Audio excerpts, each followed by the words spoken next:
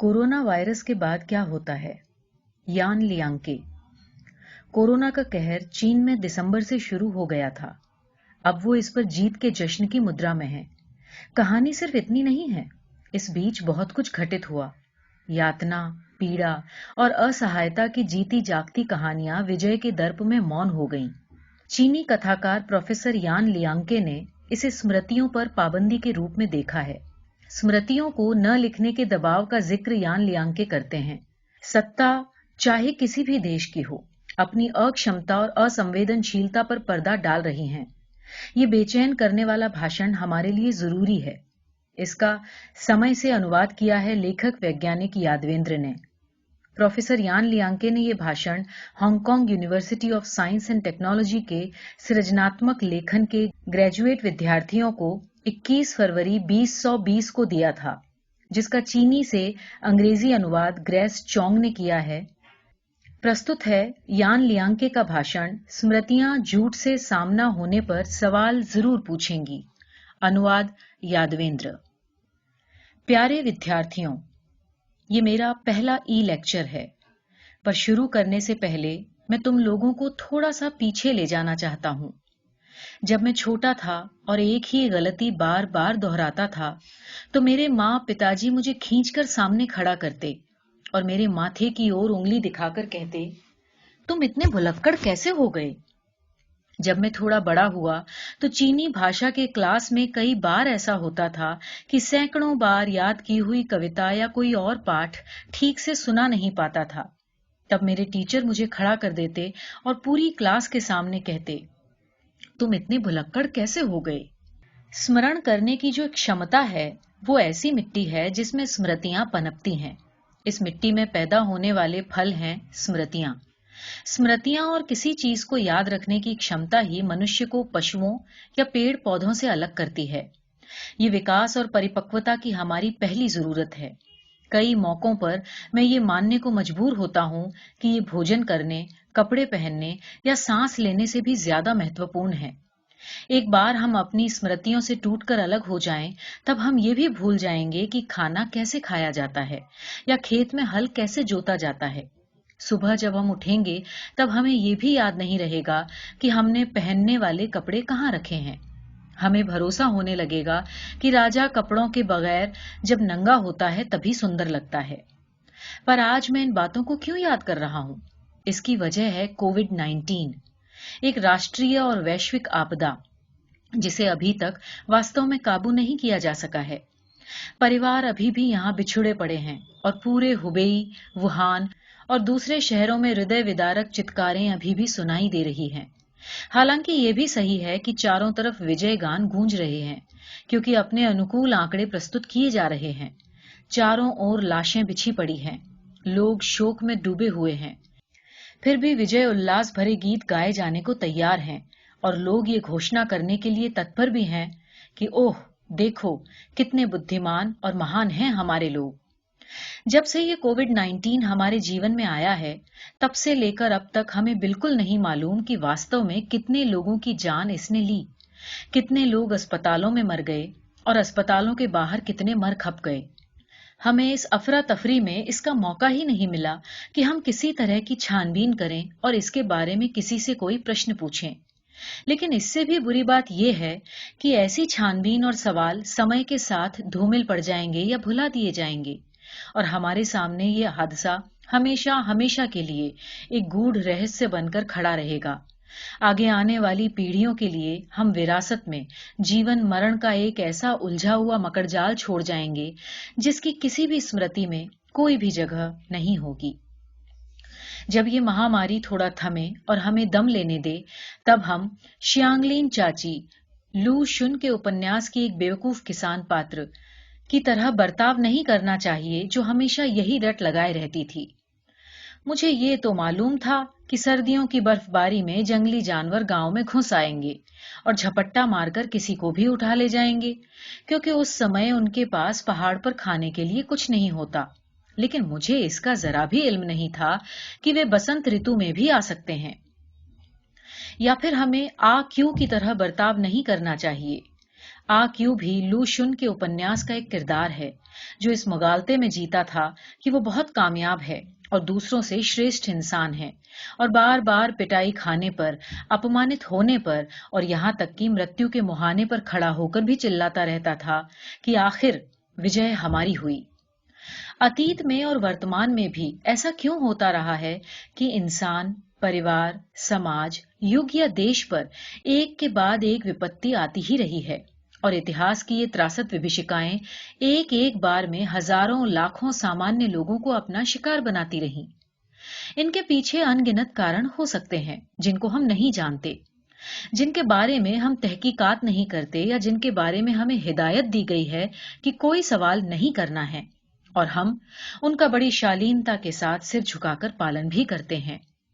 इन सब के पीछे सिर्फ और सिर्फ एक फैक्टर है, मनुष्य। हम सब सामूहिक रूप में जिसके लिए मनुष्य जाति का नाम दे सकते हैं। हम सब चींटियों की तरह नाचीज हैं और हम भूल जाने वाले लोग हैं, स्मृतियों को पीछे छोड़ देने वाले लोग। हमारी स्मृतियां नियंत्रित की जा रही हैं, अदला बदली की जा रही है और मिटाई भी जा रही है। हम सिर्फ ये याद रखते हैं कि दूसरों ने हमें क्या क्या याद रखने को कहा, और बड़ी मासूमियत से ये भूल जाते हैं कि भूल जाने को क्या कहा गया। जब हमें तरेर कर आंख दिखाई जाती है, हम खामोश हो जाते हैं, और जब हुक्म दिया जाता है तब जोर जोर से गाने लगते हैं। इस जमाने में स्मृतियां एक औजार की तरह हो गई हैं, जिनसे सामूहिक और राष्ट्रीय स्मृतियां निर्मित की जाती हैं। ध्यान रहे, ये निर्मिति उन्हीं से मिलकर बनती है जिन्हें हमें भूलने को कहा जाता है या याद करने को कहा जाता है। मैं एक और उदाहरण देता हूं।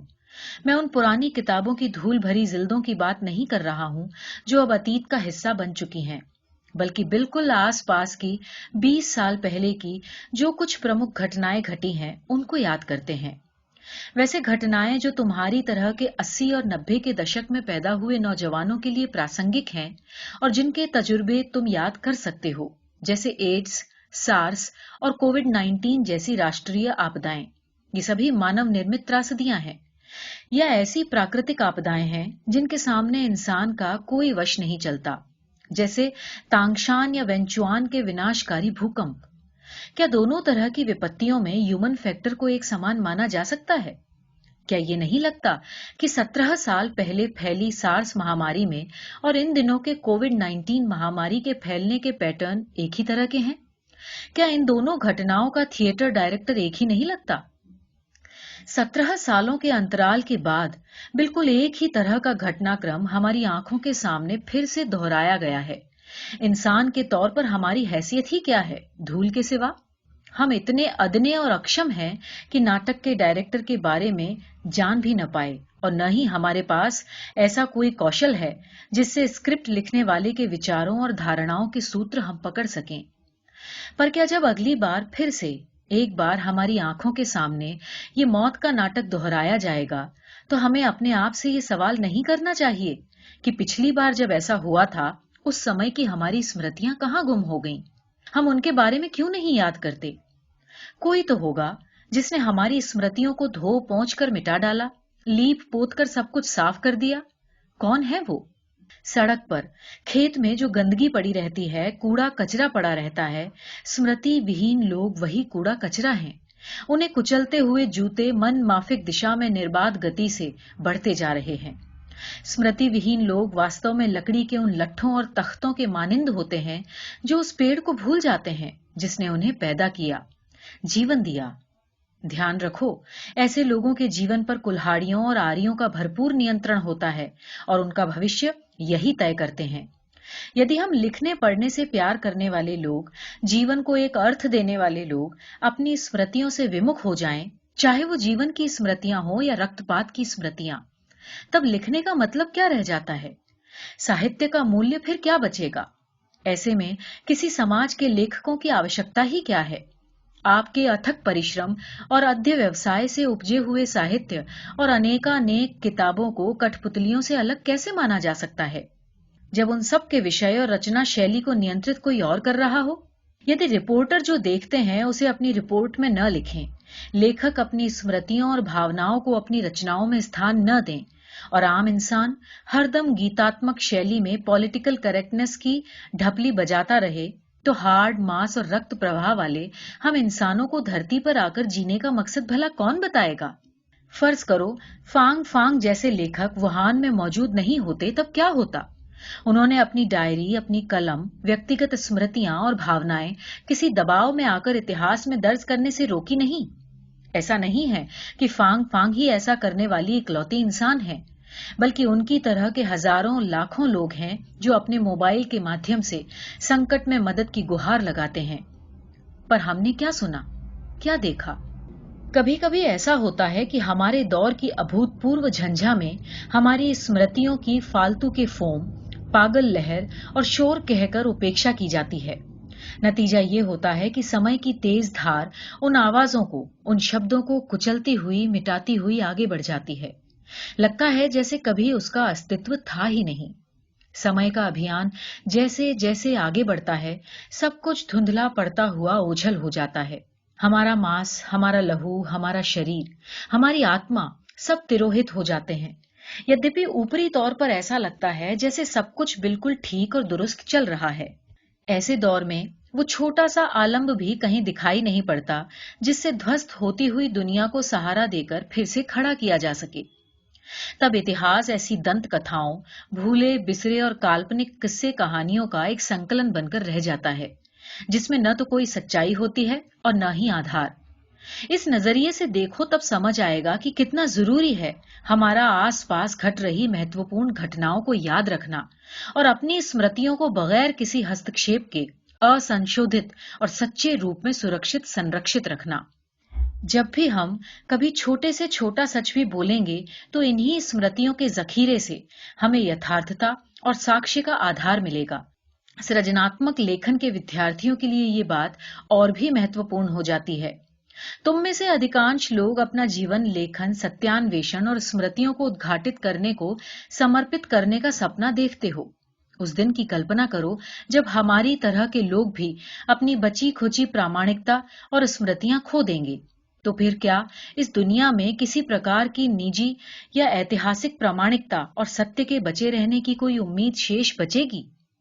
चलो मान लेते हैं कि हमारी याददाश्त की क्षमता और संचित स्मृतियां दुनिया को या इसकी सच्चाई को बदलने में किसी तरह की भूमिका नहीं निभा सकती।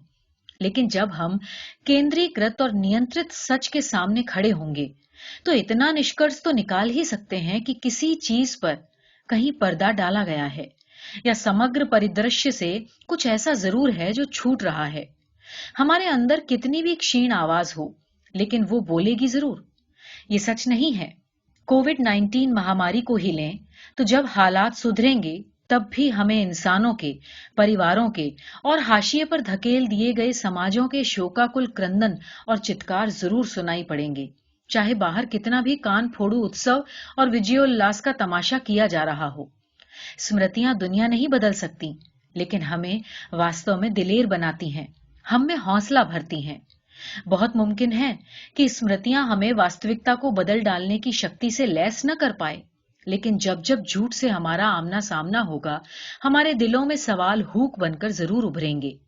जब भविष्य में हमारे सामने किसी दिन दूसरा ग्रेट लीप फॉरवर्ड अभियान आकर खड़ा हो जाएगा, तो कम से कम अपने बुनियादी कॉमन सेंस के आधार पर हम समझ तो सकेंगे कि न तो रेत से लोहा बनाया जा सकता है और न ही हवा से खाद्यान्न। इसी तरह यदि कल्चरल रिवॉल्यूशन का दूसरा संस्करण हमारे सामने आकर खड़ा हो, तो हम इतना तो तय कर ही सकेंगे कि हमें अपने अभिभावकों को न तो जेल में डालने देना है और न ही फांसी पर चढ़ने देना है। प्यारे विद्यार्थियों, हम सभी आर्ट्स के विद्यार्थी हैं और अपना जीवन भाषा के माध्यम से यथार्थ और स्मृतियों से जुड़े रहकर बिताने को तत्पर भी। अभी थोड़ी देर के लिए हम सामूहिक या राष्ट्रीय या जातीय स्मृतियों की बात छोड़ देते हैं और सिर्फ अपनी निजी स्मृतियों की बात करते हैं। इतिहास गवाह है कि हमेशा राष्ट्रीय और सामूहिक स्मृतियां हमारी निजी स्मृतियों के ऊपर अपनी लंबी चादर फैला देती है और अंततः मन माफिक उसे बदल डालती है। अभी आज के इस दौर में जब कोविड-19 महामारी पूरी तरह से जीवित है और हमारी स्मृति का हिस्सा नहीं बनी है, तब भी हमें विजयी गीत और हर्षोल्लास के तेज ढोल नगाड़ों के शोर चारों ओर सुनाई दे रहे हैं। इस पृष्ठभूमि में मुझे उम्मीद है कि आप में से हर एक नौजवान और हम सभी जिन लोगों ने कोविड-19 का अत्यंत भयावह तांडव देखा है, उन इंसानों की तरह बर्ताव करेंगे जिनकी स्मृतियां अभी धुली पुंछी नहीं हैं, जिनके बुनियादी अस्तित्व में स्मृतियों से फूट कर निकली स्मृतियां जीवित हैं। निकट भविष्य में उम्मीद है कि हम देखेंगे कि पूरा देश कोविड-19 के ऊपर विजय के उपलक्ष्य में संगीत और गीतों के जश्न में झूम रहा है। मैं उम्मीद करूंगा कि हम उन खोखले लेखकों की तरह बाहर जो ढोल नगाड़े बज रहे हैं उसकी प्रतिध्वनि और भोंपू नहीं बनेंगे, बल्कि अपनी स्मृतियों को पूरी प्रामाणिकता के साथ धारण कर जीवन यापन कर रहे लोगों की तरह बर्ताव करेंगे। जब ये उत्सव अपने पूरे शबाब पर होगा तो हम स्टेज पर भागीदार अभिनेता और वाचक बनकर अपना पार्ट नहीं अदा करेंगे और न ही दर्शकों के बीच शामिल होकर करतल ध्वनि से इस तमाशे का स्वागत करेंगे। हमें यदि स्टेज पर जाना ही पड़ा तो हम किसी कोने में डबडबाई आंखों के साथ चुपचाप उदास खड़े रहेंगे। यदि हमारी प्रतिभा, साहस और मानसिक शांति हमें फांग फांग जैसा लेखक नहीं बना पाती, तो कम से कम हम उन लोगों में कतई शामिल नहीं होंगे जो फांग फांग का मजाक बनाते हैं और उनकी सच्चाई पर संदेह करते हैं। विजय उत्सव मनाने के बाद यदि हम अमन, चैन और समृद्धि की ऊंचाई हासिल कर भी लेते हैं, तब भी हम ऊंचे स्वर में भले ही कोविड-19 के उत्स और प्रचार के बारे में प्रश्न न कर सकें, लेकिन धीमी आवाज में या फुसफुसाहट में ही सवाल जरूर पूछेंगे। ये भी हमारी अंतरात्मा और साहस का प्रतीक है। ऑस्टविट्ज कंसंट्रेशन कैंप के बाद कविताएं लिखना निश्चय ही क्रूर कर्म था, लेकिन यदि हम अपने शब्दों से, अपनी बातचीत से, अपनी स्मृतियों से इस क्रूरता को पोंछ डालेंगे तो ये और भी ज्यादा बर्बर कर्म होगा, उससे कहीं ज्यादा निर्दयतापूर्ण और भयावह। यदि हम लाई वेनलियांग जैसे विस्लर ब्लोअर नहीं बन सकते, तो कम से कम विसल सुनकर चौकन्ना हो जाने वाला इंसान तो हमें बनना ही चाहिए। यदि हम जोर से चिल्लाकर अपनी बात नहीं कह सकते, तो कम से कम फुसफुसाकर जरूर कहें। यदि हम फुसफुसाकर भी अपनी बात नहीं कह सकते, तो कम से कम चुपचाप खड़े रहने वाले ऐसे इंसान तो जरूर बने जिन्होंने अपनी स्मृतियां बचाकर रखी हैं। कोविड-19 की शुरुआत, इसके नरसंहार और फैलाव के अपने अनुभवों को अपने अंदर संजो कर रखें और जब चारों ओर सड़क चौराहों पर इस महामारी को पराजित करने का विजय पर्व मनाया जाए, समवेत स्वर में गीत गाते हुए मार्च पास्ट किया जाए, तो हमें चुपचाप सर झुकाकर किनारे पर खड़े हो जाना चाहिए। हम दरअसल वे लोग हैं जिनके मनों में अनगिनत कब्रें खुदी हुई हैं, मौतों की हृदय विदारक स्मृतियां अंकित हैं। हम ये तमाम बातें भूले नहीं हैं और एक न एक दिन ऐसा आएगा जिसमें हम ये तमाम स्मृतियां भविष्य की पीढ़ी को विरासत के रूप में सौंपकर प्रयाण कर जाएंगे।